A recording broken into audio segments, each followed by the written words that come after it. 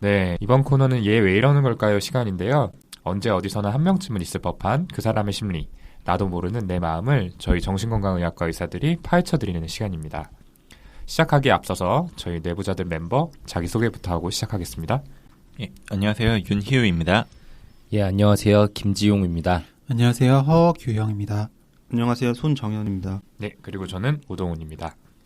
오늘은 저희가 5명만 소개를 드렸는데 일단 시작에 앞서서 좀 안타까운 소식을 전해드려야 될 것 같아요. 저희 첫 방송부터 함께 해주셨던 박천일 선생님이 당분간은 아쉽지만 함께하지 못하게 되셨습니다.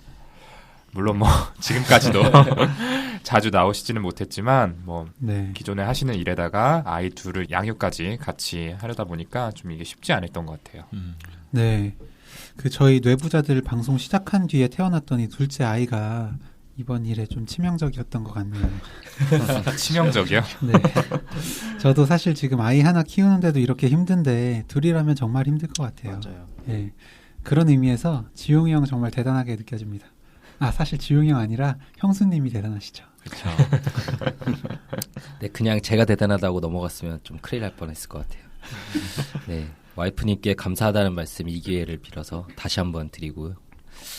네, 여기 계신 다른 분들도 뭐 곧 둘째랑 셋째 키우면 방송하기 힘들어질 텐데 지금처럼 살지들 마시고 다들 와이프님들께 잘 하시고 평소에도 육아도 좀 하시고 준비를 해놓으세요. 저 지금도 잘 살고 있는데요. 네.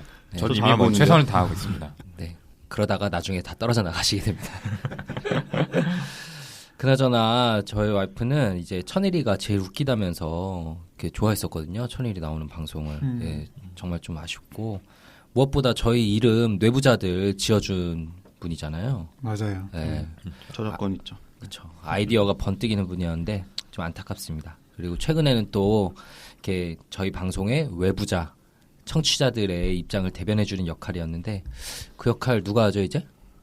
뭐 손정현 선생님 계속 눈을 막 긁으시는데 손정현 선생님 둘째 소식 없어요? 아니 왜 이렇게 마음 아픈 얘기를 하다가 갑자기 저한테 공격이 들어와요. 제가 만약에 청취자 입장에서 방송하게 되면은 김지용 선생님, 지용 형 방송 못하게 같이 해드릴게요. 후기란의 약점도 좀 쓰고 방법은 굉장히 많잖아요. 원래 동훈이 타겟으로 이렇게 다 같이 이렇게 훅 들어가는 느낌이었는데 지금 좀 예, 바꿨습니다. 타겟 바꿔요 입장을. 우리. 예. 예, 김지영 선생님 타겟으로. 천일이 형 이야기 하다가 갑자기 저희 방송이 끝날 위기로 가고 있는 것 같은데 아무래도 뭐 육아에서 자유로운 제가 1인 방송을 한 게 제일 평화로울 것 같습니다. 되게 좋아하시네요. 저런 맑은 표정 흔하지 않은데. 아무튼 외부자 역할은 청취자 투표로 최하위를 뽑는 거로 하죠. 아마 뭐 사연 요정, 뭐 분석 요정, 환자 바보인 제가 득표는 제일 많이 받을 것 같으니까 안심입니다. 투표를 하자고요? 네. 매일 요정인 저를 무시하시는 것 같은데 저 빠지면 일단 사연이 확 줄어드는 거 뭐 다들 아시죠? 네. 제정신 아닌 멤버가 한 번 더 능겨왔습니다. 청취자분들이 좀 본때를 보여주셔야 될 것 같네요. 한번 지켜보죠. 네. 네, 그런 의미에서 사연이나 피드백, 후기 지금까지 보내주신 많은 분들 다시 한번 감사의 말씀 드리고요. 저희 이메일 brainrich 숫자 6 gmail.com brainrich6@gmail.com으로 정신과에 대해서 아니면 본인이나 주위 사람의 심리에 대해서 어떤 것도 좋으니까요. 많은 사연 부탁드립니다. 특히 저희 가벼운 고민들 많이 다뤄드리려고 하니까 부담 없이 많이 보내주세요. 네. 갑자기 무슨 투표를 하자는 등 왜 이런지 모르겠는데 뭐 제가 원래 홍보하던 페이스북 홍보를 역시 하겠습니다. 저희 뇌부자들 페이스북 있는 거 알고는 계시죠? 알고는 계시지만 아직 뭐 좋아요, 팔로우 안 해주신 분들이나 모르고 계시는 분들을 위해 다시 한번 소개드리자면 방송에서 저희가 다루지 못했던 내용들도 가끔씩은 이렇게 올리고 있거든요. 많이 올리고 싶지만 잘 되지 않아서 가끔씩 올리고 있는데 네, 페이스북에서 뇌부자들 검색해서 많이 들어와 주시고요. 그리고 사실 뭐 청취자분들께서는 아실 수 없겠지만 진짜 제가 이 방송 안 보이는 뒤에서 이렇게 먹여 살려왔거든요. 네, 뭐 인정합니다. 맞습니다. 다른 멤버들 제가 멱살 잡고 이렇게 채찍질하면서 여기까지 왔는데 그 채찍질이 너무 셌는지 천일이가 나간 것 같기도 하고 실제로 때린 거 아니에요? 근데 뭐 저는 만약 제가 뭐 최하위 표를 받아서 방송을 못하게 돼도 그렇다면은 어차피 멀지 않아서 방송이 망해서 끝나버릴 거 알고 있기 때문에 굳이 뭐 자리에 연연하진 않겠습니다. 좀 많이 연연하시는 것 같은데요. 지금 계속 어필하면서. 네, 투표 경쟁하고 계시는데 이 방송 제가 하자고 한 거 다들 기억하시죠? 예. 어쨌든 저도 이제 소개드릴 내용이 좀 생겼는데요. 저는 기호 4번 A등급 연습생을 선점한 풀친 요정 허규영입니다. 페이스북은 검색해서 들어가기 정말 쉽지 않으시잖아요. 그래서 카카오톡 플러스 친구에서 뇌부자들 검색하셔서 친구 많이 맺어주세요. 그 카톡 친구 맺으면은 허규영 선생님 사진 뜨는 건가요? 제가 보내드릴게요. 김지용 네, 선생님 사진 그렇게 올려드릴게요. 제가 관리자거든요. 저희 준비된 사진 있죠. 그거. 이게 넘어가죠. 진짜 에릭남인지 김지용 선생님인지 모르겠는 그 사진. 예, 저는 언제나 사회를 맡고 있는 꿀성대 우동훈입니다. 간들어주시는 다들 목소리. 잘 아시겠지만 후기 같은 데서 언급 빈도 제일 높은 거 전 거 잘 알고 계시죠? 최근 리플 보셨어요? 그 원픽으로 저 뽑으시겠다고 하시는 분 계셨어요. 와, 직접 다신 네. 거 아니었어요? 그거 오동원 선생님 와이프가 쓰셨다고. 제가 썼어요. 예, 어차피 1등은 저인 거를 다들 알고 계실 테니 그만하고요. 예, 왜 이러는 걸까요? 본격적으로 시작해보도록 하겠습니다. 오늘은 어떤 사연일지 기호 1번 사연 요정 환자바보 윤윤 선생님께 좀 소개 부탁드릴게요.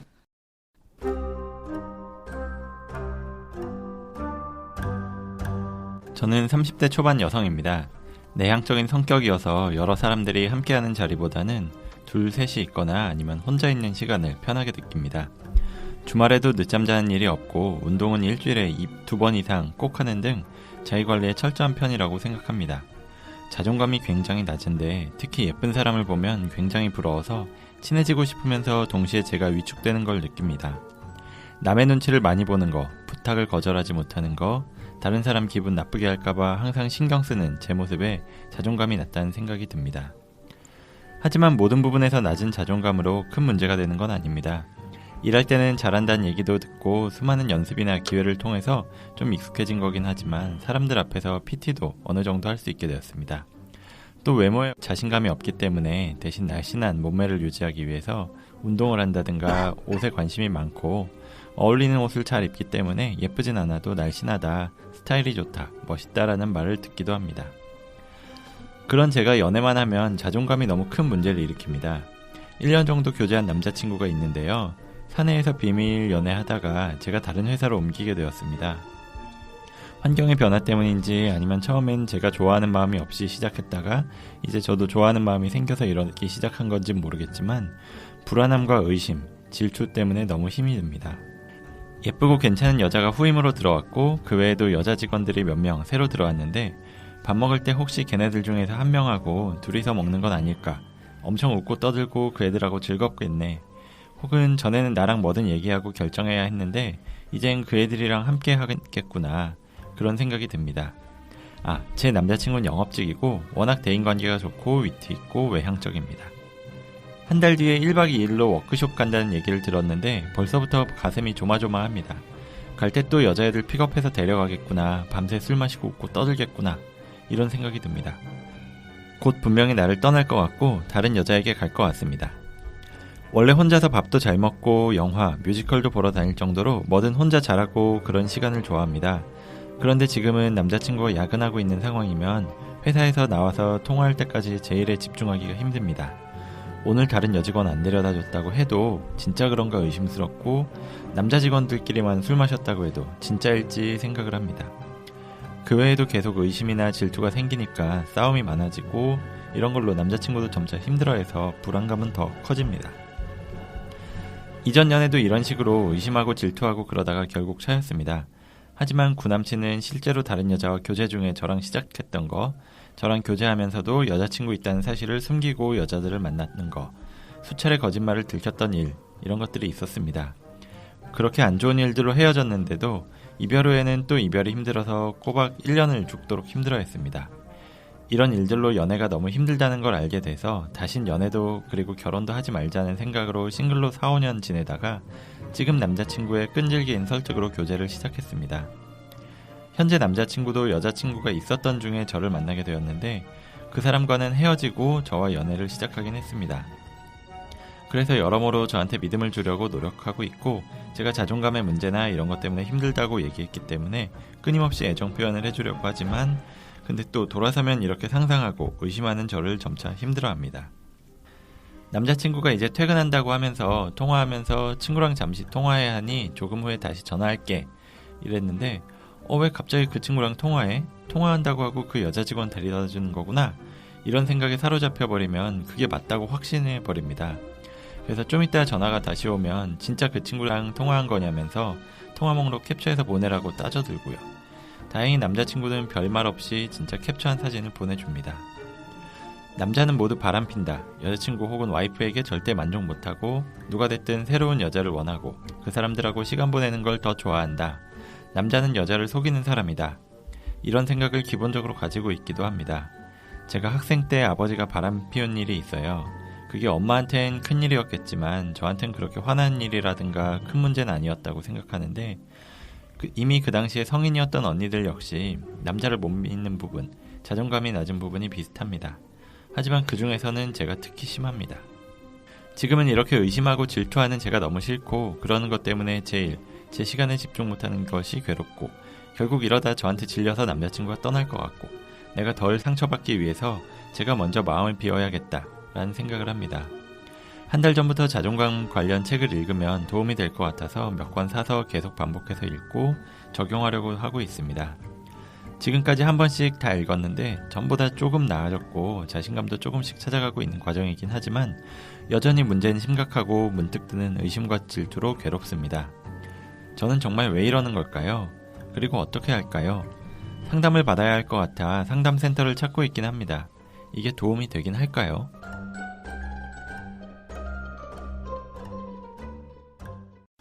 네. 굉장히 자세하게 사연을 보내주셨는데 사연 보내주셔서 다시 한번 감사한다는 말씀을 드립니다. 남자친구를 의심하고 또 남자친구와 같이 일하는 여직원들을 질투하게 돼서 본인도 힘들고 남자친구도 힘들어진 상황인데요. 자, 다들 좀 어떻게들 좀 들으셨어요? 예, 이런 의심하고 질투하는 감정이나 느낌이 한 번도 아니고 반복적으로 계속 있으니까 정말 힘드실 것 같아요. 네. 진짜 지치실 것 같아요. 이 대인관계 중에서 제일 가깝고 그러면서도 어렵고 또 그 마음 상태에 큰 영향을 줄 수 있는 게 이런 연인 관계다 보니까 더 그러시겠다는 생각이 듭니다. 네, 그렇죠. 뭐 일이나 자기 관리 등 많은 다른 부분에서는 뭐 열심히 사시고 다 잘 되시는 분인데 남자친구 문제에서 이렇게 마음처럼 안 되니까 더 크게 힘들게 느껴지실 것 같고요. 그리고 저는 또 드는 생각이 남자친구분도 너무 힘드실 것 같다는 생각이 들었어요. 네, 그렇죠. 그리고 정말 이 사연자분을 크게 좋아하시는구나라는 인상을 받고 뭐 통화 목록 바로 캡처해서 군말 없이 보내준다든지 이런 거. 네, 그렇죠. 오동훈 선생님이면 안 보낼 텐데. 솔직히 남자친구분이 많이 피곤하실 것 같거든요. 언제까지 그분이 버티실 수 있을까 이런 생각이 걱정이 되기도 하고요. 그렇게 지지적인 얘기를 하면서 그 와중에 또 모함을 하네요. 진짜.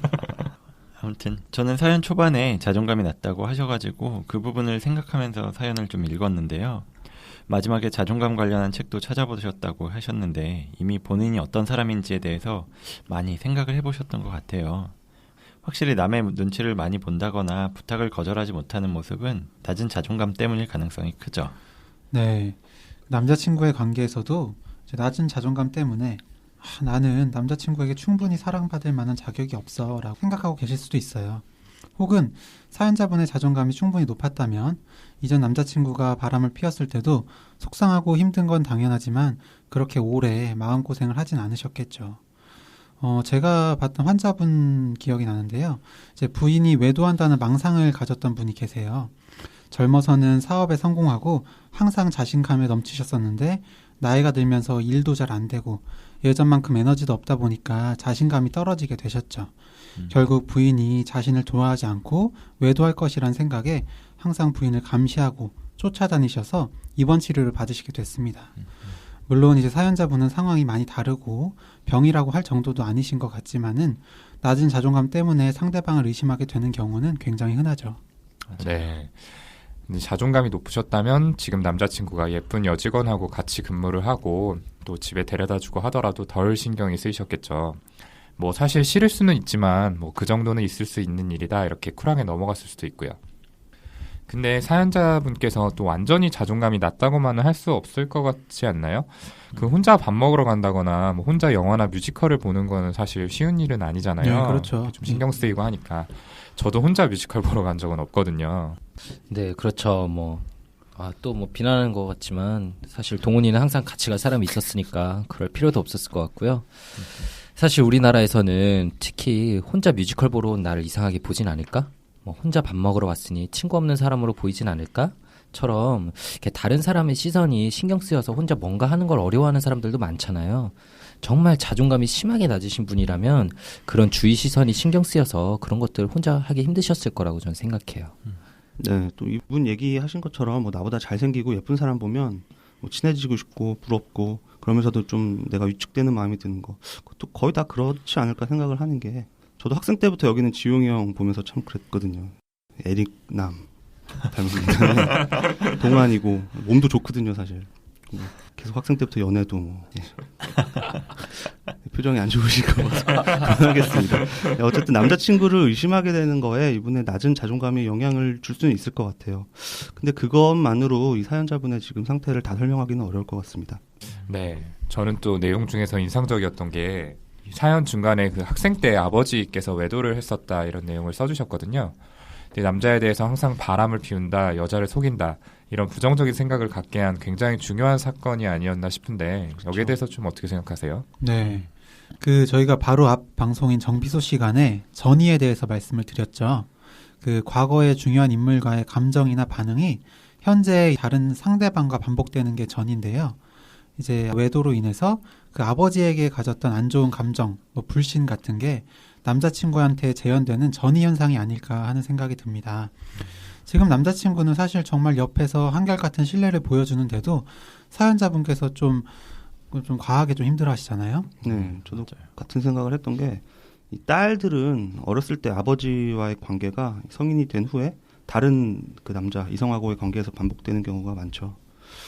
그리고 이제 사연자분께서 어릴 때 그 아버지의 외도 문제를 당하셨던 어머니와 본인을 좀 동일시하는 부분이 있으셨을 수 있고, 그래서 그때의 경험을 조금만 연상시킬 수 있는 상황이 연애하면서 경험을 하게 돼도 남자친구분한테 강한 감정적인 전이가 쉽게 생겨나는 게 아닐까 싶습니다. 그쵸. 뭐 그 말씀하신 게 어머니에게만 큰일이고 저한테는 그렇게 화나는 일이나 큰 문제는 아니었다라고 하셨는데, 솔직히 그게 말이 안 되지 않나요? 네. 아무래도 그렇겠죠. 네, 그쵸. 정말 큰일이었을 텐데. 그리고 특히나 아직 부모에게서 심리적으로 완전히 독립하지 못한 학생 때 그런 외도 사건을 알게 된다면 아이들이 받는 충격은 어마어마하거든요. 네. 성인이랑 또 달라요. 그래서 그럴 때는 나 자신의 이렇게 아이덴티티가, 정체성이 완전히 흔들려버린 일처럼 느끼고, 제가 보기에는 이분과 언니들께 공통적으로 있다는 낮은 자존감에도 그런 아버지의 외도라는 사건이 어느 정도는 영향을 미치지 않았을까 이런 생각이 들어요.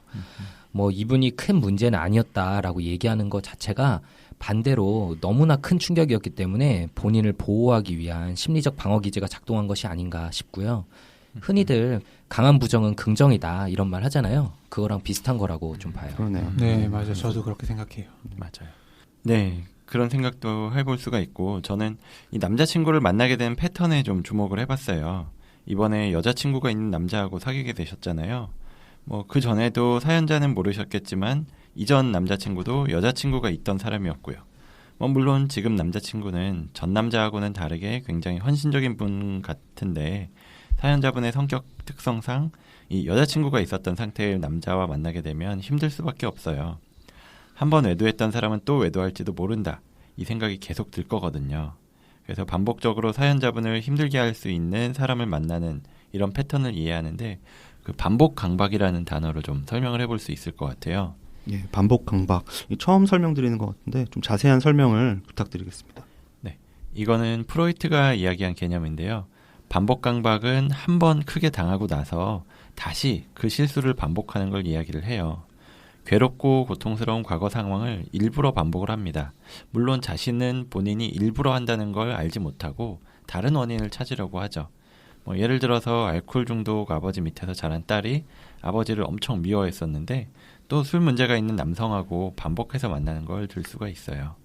이게 잘 이해하기는 힘들지만 그런 상황 자체에 너무 익숙해져 있어서 자꾸만 비슷한 그런 사람을 찾는다든지 비슷한 잘못을 반복한다든지 그런 걸 볼 수가 있거든요. 맞아요. 그 프로이트가 말한 것 중에 타나토스라는 개념도 있잖아요. 사람은 이렇게 쾌락만을 추구하는 것이 아니라 자기 파괴 욕구도 가지고 있다는 건데요. 약간은 다른 예시긴 한데 반복적으로 자해 행동을 하는 환자분들이 좀 많이 계세요. 근데 이야기를 들어보면 그 자해를 했을 때 편안해지기 때문에 한다는 분들이 꽤 많으시거든요. 본인도 이게 잘못인 걸 알지만 자기 파괴적인 욕구 때문에 반복 강박을 보이는 거고요. 그리고 또 다른 예로는 신기한 게 치료 과정 중에도 자주 볼 수 있어요. 분명히 증상들이 다 좋아지고 있었는데 거의 다 좋아졌는데 갑자기 악화되는 경우들이 있거든요. 마치 좋아지는 걸 이렇게 두려워하는 것처럼요. 네. 맞아요. 네, 그렇죠. 자세히 면담하고 이렇게 탐색해 보면 그것도 반복 강박인 경우들이 좀 있죠. 네. 그 불행한 상황에 익숙해졌다거나 아니 뭐 자기 파괴적인 욕구 뭐 이런 말들이 좀 어려운데 이 예전의 실수를 반복하는 데는 그런 이유도 있을 수 있구나 정도로 알고 넘어가시면 좋을 것 같습니다. 아마 나중에도 반복 강박을 말씀드릴 일이 아마 많이 있을 겁니다. 네, 이 사연자분의 상황을 반복 강박으로 말씀드려보면 이 사연자분은 외도를 했던 그 아버지에게 굉장히 화가 났었지만 그 화나 분노를 아버지한테 풀지 못하셨고 오히려 어머니가 그랬던 것처럼 비슷한 성향을 가진 남자분들을 만나면서 스스로를 괴롭히고 계신 게 아닌가 그렇게 볼 수 있는 겁니다. 네, 이 반복 강박에 대해서는 이제 이런 이론들도 있는데요. 그 원래 트라우마, 여기서는 아버지의 외도가 해당이 되게 되겠죠. 이런 원래 트라우마 상황에서는 수동적으로 상황을 받아들일 수밖에 없었다면은 이런 반복 경험하게 되는 트라우마와 유사한 상황에서는 원래 상황과 다르게 자기가 능동적으로 좀 이 문제를 해결하고 싶어 한다는 거예요. 그러니까 다시 말해서 트라우마랑 비슷한 상황을 해결함으로써 과거의 부정적 기억에서 벗어나고 싶기 때문에 반복 강박을 보인다. 이런 이론인데요. 사연자분께 적용을 좀 해보자면 이 외도한 아버지를 그저 바라볼 수밖에 없었던 과거에서 벗어나서 아버지랑 비슷한 속성을 가진 남자들한테 사랑을 능동적으로 쟁취하는 그런 경험을 하고 싶어 한다는 거죠. 네. 이제 하지만 대개 이런 반복 강박을 통한 시도는 실패하는 경우가 좀 많고요. 사실 사연자분 봐도 여전히 좀 불안해하고 괴로워하는 모습이 있잖아요. 예, 그래서 좀 안타까운 마음이 드네요. 그래서 지금까지 사연자분께서 왜 이렇게 힘이 드신지에 대해서 뭐 낮은 자존감 때문이다, 전이 때문이다, 아니면 반복 강박 이렇게 설명을 드려봤는데요. 아마 이게 무슨 소리야, 내가 이렇게 힘든 게 내가 선택한 거라고 하면서 받아들이기 힘드실 수도 있어요. 그리고 저희가 말씀드린 건 이렇게도 생각해 볼 수도 있다라는 식으로 하나의 가정으로 좀 이해해 주실 수 있으면 좋겠습니다. 그리고 또 한 가지 마지막으로 조언 드리자면 스스로가 자책하는 이런 생각을 줄일 수 있으면 좋겠어요. 이렇게 남자친구를 의심하게 되는 상황은 어떤 불안이 높아질 때 발생하기 쉬운데 그 불안한 감정이라는 건 마음대로 조절하기는 어렵거든요. 그러니까 의심하고 나서 또 남자친구를 의심하다니 난 정말 한심하구나 하면서 스스로 자존감을 낮추는 자책을 하기가 되게 쉬운데 이것보다는 내가 불안해서 이렇게 생각을 했구나 라고 생각을 해보세요. 이게 스스로 자책하는 거하고는 분명히 좀 다를 겁니다. 네. 네. 그리고 이분 사연에 이제 말미에 상담이 도움이 되는지에 대해서도 질문을 해주셨는데요. 그 상담 치료 그리고 면담 치료를 통해서 본인을 좀 더 잘 알게 되신다면은 과도하게 남자친구를 의심하는 일도 줄어들고 의심을 한다 해도 힘든 정도가 줄어드실 거라고 생각합니다. 근데 그 뭐 제 와이프는 저희 방송 말미에 항상 결국 뭐 면담해라, 치료 받아보시라 이런 말로 끝나니까 뭐야 결국 정신과 광고하는 건가? 라는 생각에 약간은 반감이 들기도 한다고 이렇게 피드백을 해줬었거든요. 그러실 수도 있겠네요. 네. 그래서 저는 가능한 그 이야기를 안 하려고 했는데 예, 오늘 사연자분께는 정말 도움이 될 것 같아서 또 하게 됐습니다. 뭐 지금처럼 지내시면 솔직히 얼마나 힘드시겠어요. 정신적 에너지 소비가 엄청 날 텐데 하루 종일 그거에 사로잡혀 계시고 더 이상 혼자만 해결하려 하지 마시고 이렇게 전문가의 도움을 한번 받아보시는 거를 권유드리고 싶습니다. 네. 저는 말씀을 꼭 드리고 싶은 게 사연자분 장점이 정말 많으시잖아요. 자기 관리도 잘하시고 일도 잘하시고요. 그 좀 더 자신감을 가지시라는 말씀 드리고 싶습니다. 그리고 지금 남자친구도 정말 괜찮으신 분인 것 같은데 이렇게 괜찮은 남자가 좋아해주는 사람이라면 더더욱 자신감을 가져도 되지 않나요? 그렇죠. 이번에 이렇게 힘든 고비만 넘기신다면 남자친구와의 관계를 통해서 기본적인 남자에 대한 불신도 바꿀 수 있지 않을까 생각이 듭니다. 네. 이 자존감이 낮은 분들 중에 많은 수가 스스로가 사랑받을 가치가 없다라고 생각하는 경우가 많아요. 그래서 이제 겉모습을 열심히 가꾸고 인정을 받고 또 상대방한테 단순히 말로 확인을 받음으로써 사랑받는다는 느낌을 채우려고 하는데요. 근데 그렇게 채워진 느낌은 오래가지 못하고 또다시 그걸 충족시킬 대상을 찾아서 헤매는 경우가 많습니다. 그래서 결국에 필요한 거는 단 한 명이라도 누군가가 나를 있는 그대로 감싸주고 또 받아준다라는 느낌이더라고요. 내가 의식적으로 멋진 모습을 꾸며내지 않아도 그냥 나 자체를 사랑해준다는 그런 느낌이죠. 허경 선생님 말씀하신 대로 남자친구분이 사연자분을 좋아하고 있고 포용하려고 노력한다는 그런 느낌이 드는데요. 기회를 봐서 남자친구분께 과거에 있었던 힘들었던 일과 지금 갖고 있는 불안감을 솔직하게 털어놓는 건 어떨까요? 아마 남자친구분은 모든 것을 이해한다며 사연자분을 이렇게 따뜻하게 안아주시지 않을까 싶은데요. 그러면 사연자분의 마음도 좀 더 편안해지실 거라고 생각합니다. 네. 이렇게 좀 이야기를 마무리하려고 하는데요.